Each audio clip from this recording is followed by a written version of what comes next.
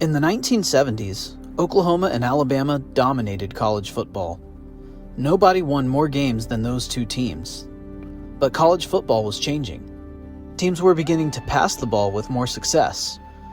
BYU, for example, averaged over 400 yards passing per game in 1980. Quarterbacks like Dan Marino at Pitt, Jim Kelly at Miami, and Jeff Hostetler at West Virginia were raising the bar for quarterbacks in the passing game. The question was, with the Wishbone being so run-heavy, was its time over? Oklahoma and others responded. Their answer? No, not by a long shot.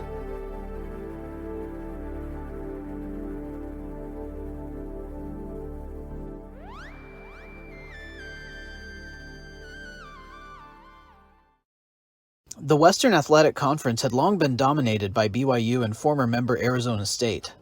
With ASU gone, BYU looked to be the future of the conference. But in the foothills of the Rockies, two teams were determined to challenge the status quo with a switch to the Wishbone: Air Force and Wyoming. Wyoming had run the Wishbone for 2 years under Fred Akers in the 70s, and the Cowboys wanted a return to that same level of success. So in 1980, they hired East Carolina skipper Pat Dye. His offensive coordinator at ECU had been Al Kincaid. In '79, Kincaid had been tasked with taking a visit to Norman to study Barry Switzer's Wishbone. What he learned would be implemented in Laramie in 1980 with immediate results. Wyoming's points per game jumped from 16 to 22, good for a 6-5 record in 1980. That would be Dye's only season at Wyoming, but Al Kincaid would take over as head coach and continue to run the Bone. In 1981, the apprentice would take on the master, but Switzer's Sooners buried Kincaid's Cowboys 37-20. However, a program-defining moment would come in October when Wyoming would beat the 13th-ranked BYU Cougars 33-20. Wyoming finished the year 8-3 with the 7th-best scoring offense in the country. However, after graduating star quarterback Phil Davis, Wyoming regressed to the mean, going .500 over the next 3 years, and then dropping to 3-8 in 1985, with a 59-0 beatdown at the hands of BYU being the last straw before Kincaid was fired. Air Force, on the other hand, fared much better with their Wishbone. Ken Hatfield took over as head coach in 1979, but stumbled to a 2-9 record. In 1980, a switch to the Wishbone did little to help as the Falcons went 2-9-1. But Hatfield's offensive coordinator, Fisher DeBerry, had been cooking something up. In his mind, the Wishbone by itself was inflexible. In order to solve that problem, he implemented the aptly named flexbone formation.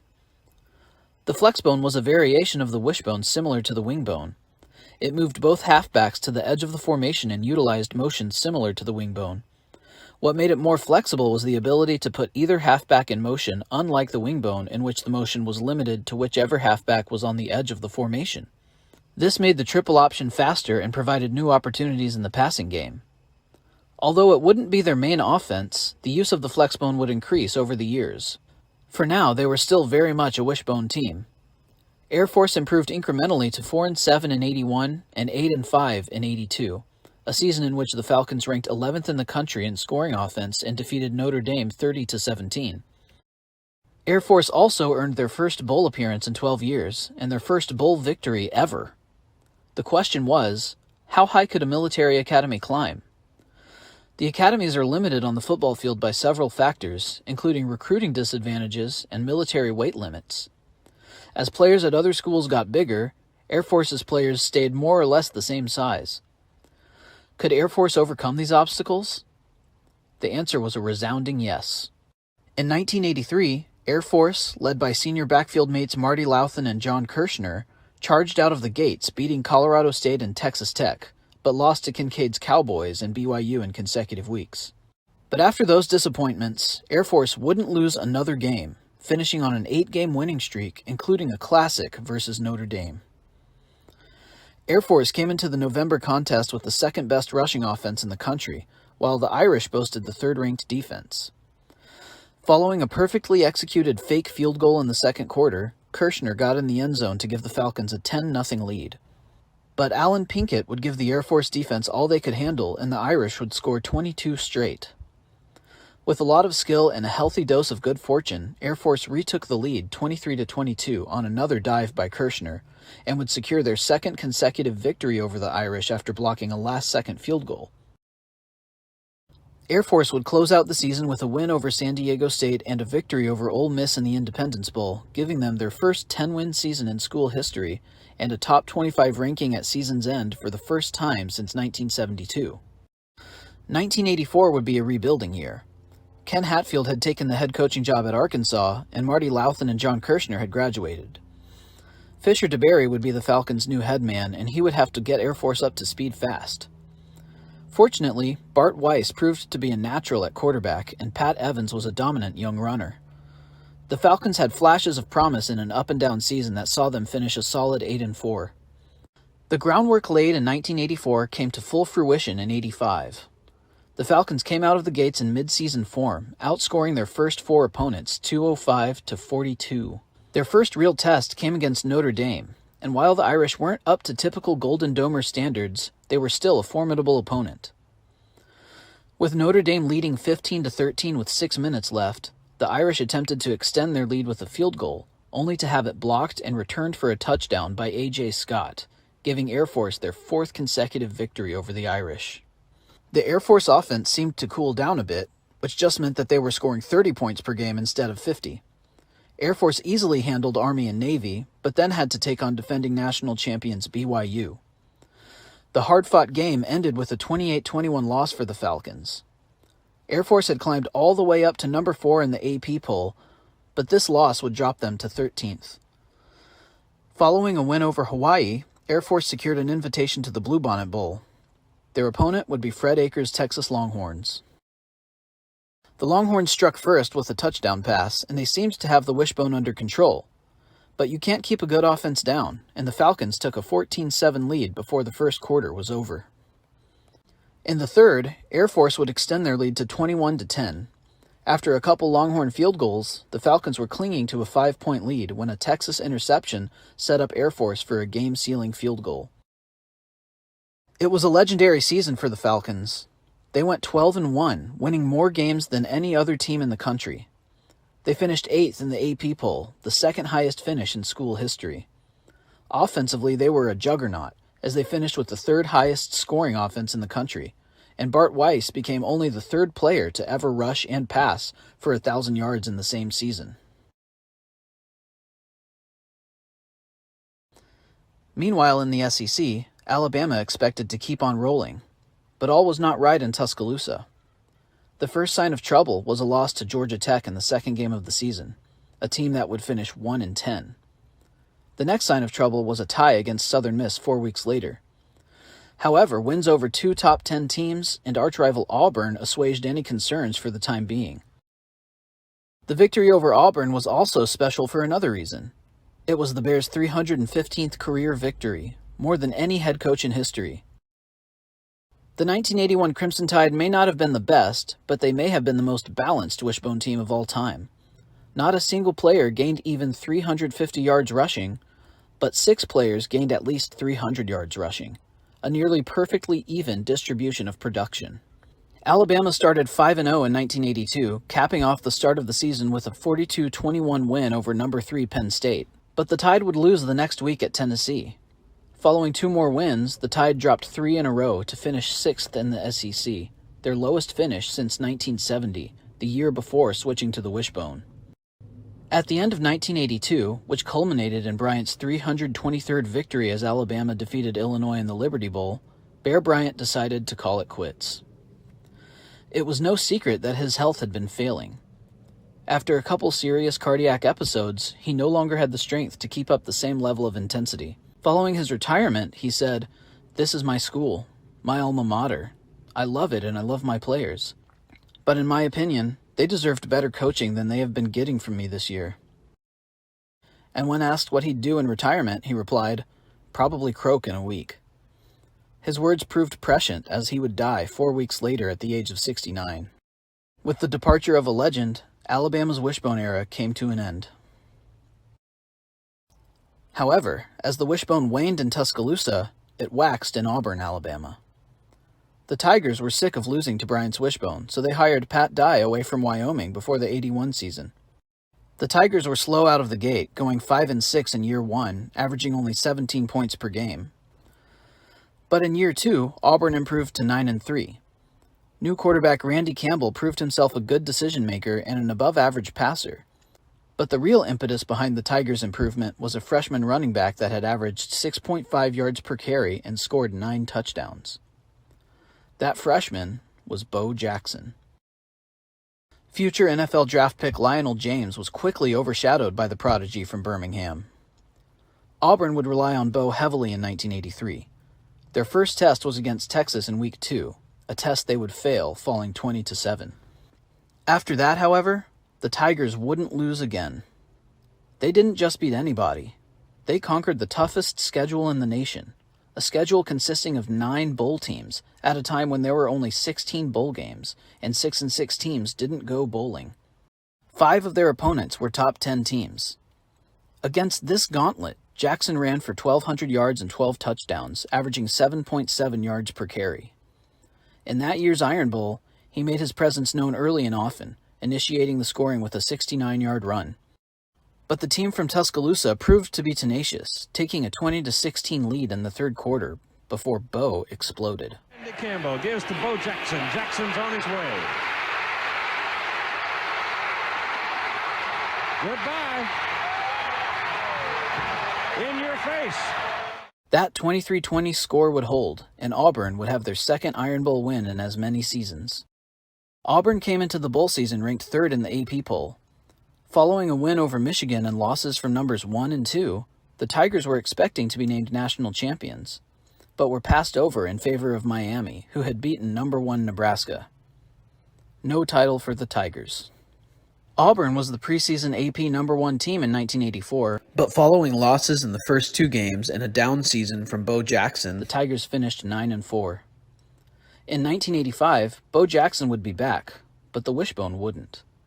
The Wishbone relied on spreading the ball around, and Jackson was just too good to take carries away from. So, much like Akers with Earl Campbell, Dye switched to the eye to feature Bo. Although he'd rush for nearly 1,800 yards and win the Heisman, Auburn would go 8-4. Following Bo's departure, Dye wouldn't go back to the Wishbone. He'd continue coaching until 1992, making him one of the few coaches to have success after departing from the Bone. Elsewhere in the SEC, Emory Ballard's Mississippi State Bulldogs had high expectations coming off a remarkable 1980 that included a win over Alabama. They started 81 by winning 6 of their first 7 games and climbing up to number 7 in the AP poll after beating Auburn. But the Bulldogs would lose 3 of their last 4 regular season games. However, they'd end with a 10-0 win over Kansas in the Hall of Fame Classic on New Year's Eve, the first time Mississippi State had ever gone to back-to-back bowl games. In spite of that, an 8-4 record was not what fans had in mind at the start of 1981, and the offense had been pedestrian, putting up only 18 points per game. Things only got worse from there, as Mississippi State finished 5-6 in 1982.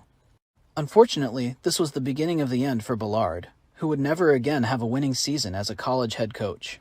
From 1983 to 85, his record against SEC teams was 2-16, and he would be fired after the 85 season.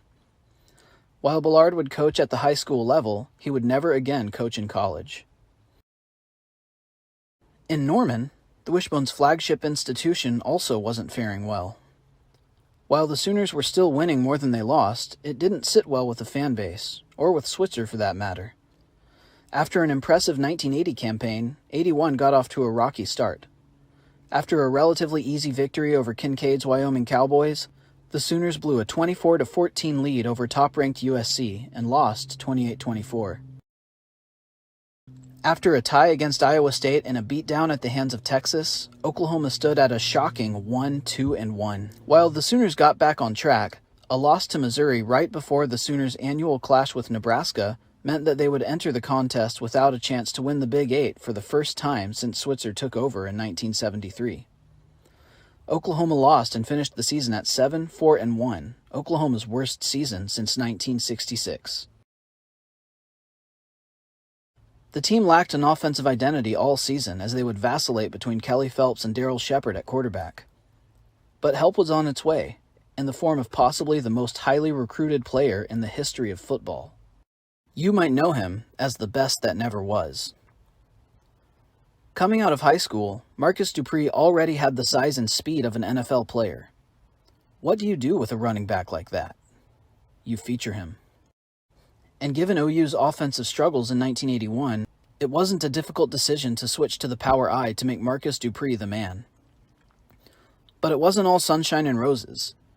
Dupree and Switzer clashed on a lot of things. So, following a disappointing loss in the Red River Shootout in 1983, Dupree disappeared and ended up leaving the program completely.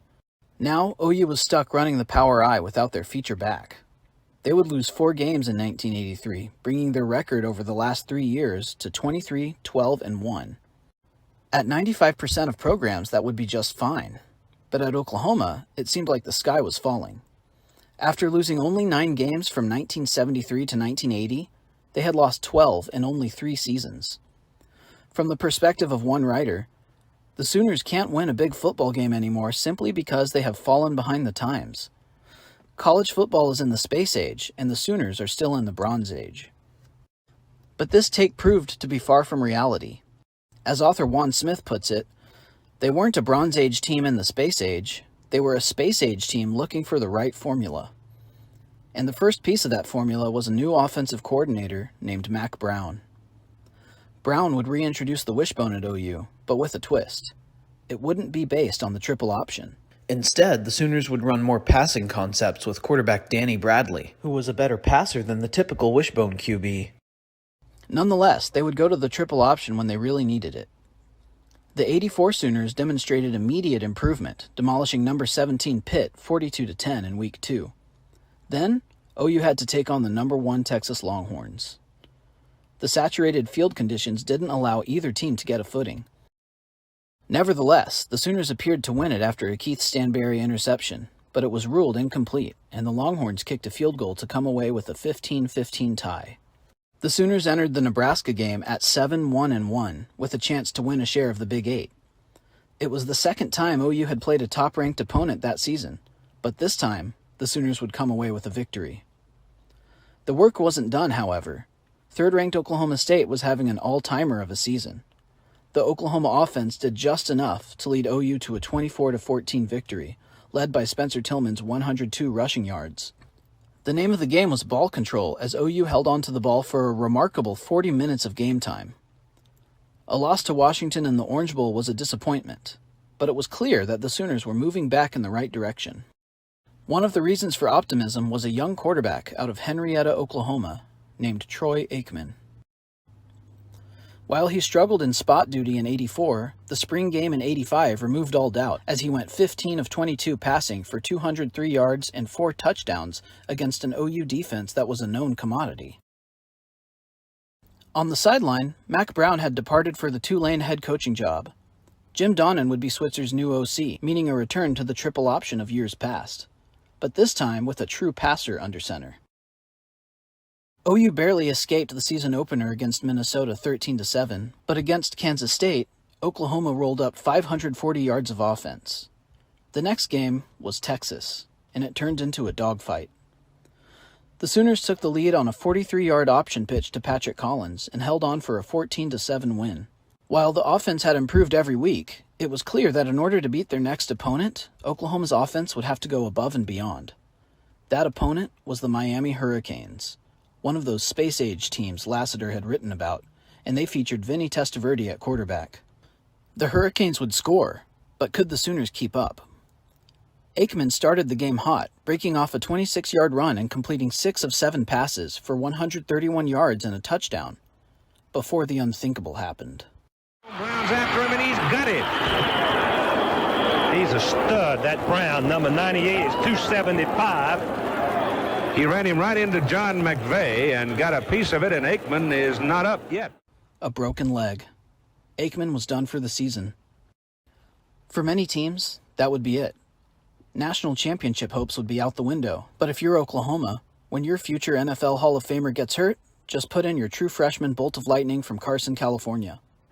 That bolt of lightning's name was Jamel Holloway.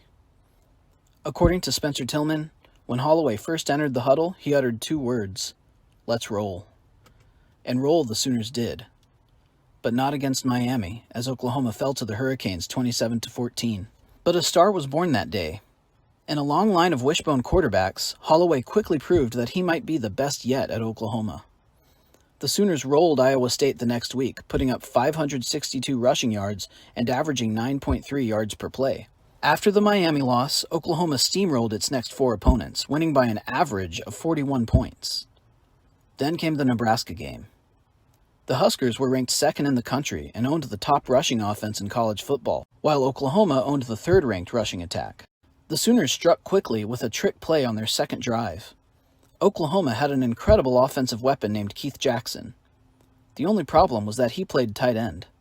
While he was a devastating blocker, he was also faster than a man his size should be. If you run the Wishbone, how do you get the ball in that kind of a player's hands? A tight end reverse, of course. Jackson took the handoff 88 yards down the sideline, giving the Sooners a 7-0 lead. Holloway displayed his shiftiness, racing for a 43-yard touchdown for OU's second score, and the Sooners would never look back, beating mighty Nebraska 27-7 and rushing for 423 yards against a defense that hadn't given up more than 157 rushing yards in any game that year. Holloway finished with 110 yards and a touchdown, while Keith Jackson, the tight end, remember, rushed for 136 yards on 3 carries with a touchdown. That game wrapped up the Big 8 title, and the Sooners closed out the regular season with wins over Oklahoma State and SMU. Oklahoma was once again going to the Orange Bowl, where their opponent would be undefeated and top-ranked Penn State. With a win, Oklahoma could win the national championship. The Nittany Lions featured a tough linebacking core on a defense that yielded only 11 points per game.